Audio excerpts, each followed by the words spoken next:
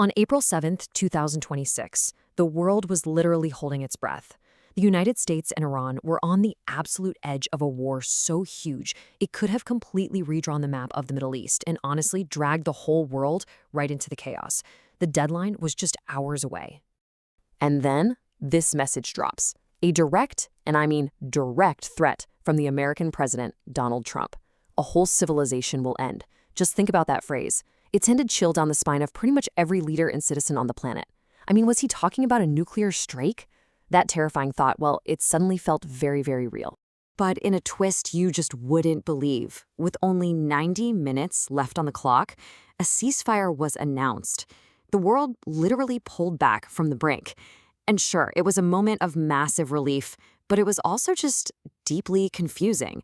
How did we get so close, I mean so close, to total war, only to have it called off at the very last second? To figure that out, we've got to go back to how this all started. Okay, so to really get a handle on this ceasefire, we first have to talk about the 50 days of brutal, bloody conflict that came before it. Look, this didn't just happen overnight. This was the final, terrifying rung on a long and dangerous escalation ladder. The human cost was just staggering. In only 50 days, since this all kicked off on February 28th, more than 4,000 people had been killed. Let that sink in. That's an average of 80 people losing their lives every single day. And when you break that down, you can see the fighting was taking a heavy, heavy toll on both sides. Inside Iran alone, over 2,000 people were dead.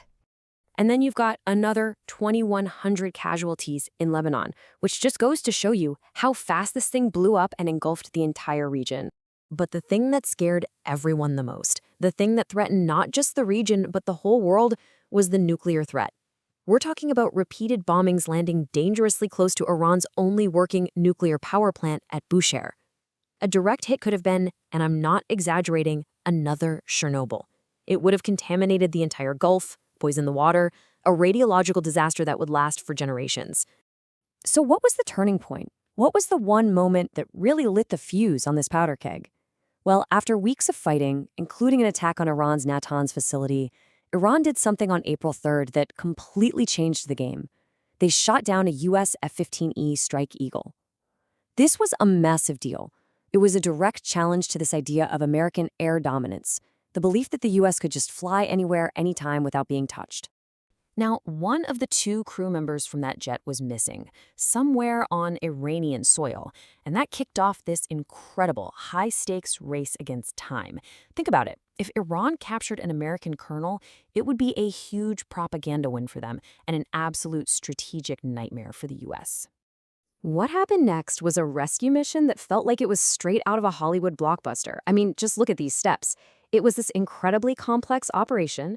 First, the CIA puts out fake info, tricking Iran into thinking the search was over. All the while, they located the injured airman, who had somehow managed to climb to 7,000 feet and was hiding in a crack on a mountainside.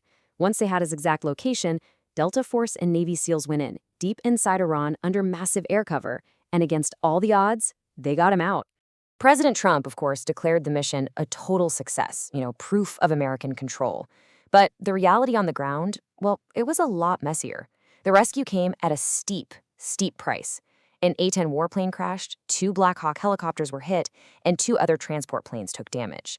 The U.S. military actually had to destroy them right there on site just to keep the tech out of Iranian hands.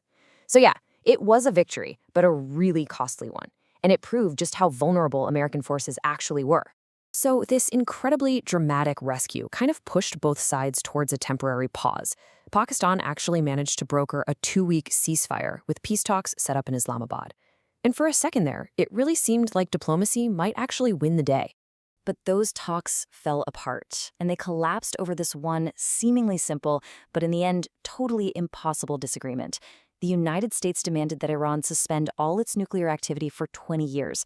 Iran, they would only agree to 5. That's a 15-year gap that neither side was willing to budge on.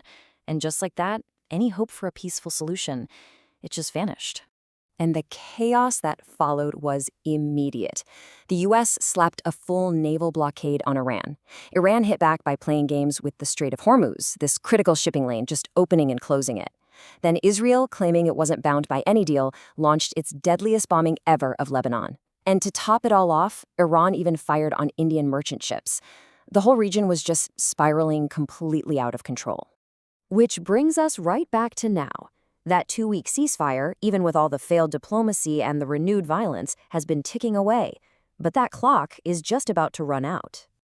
This timeline really puts it into perspective, showing you just how fast everything unraveled.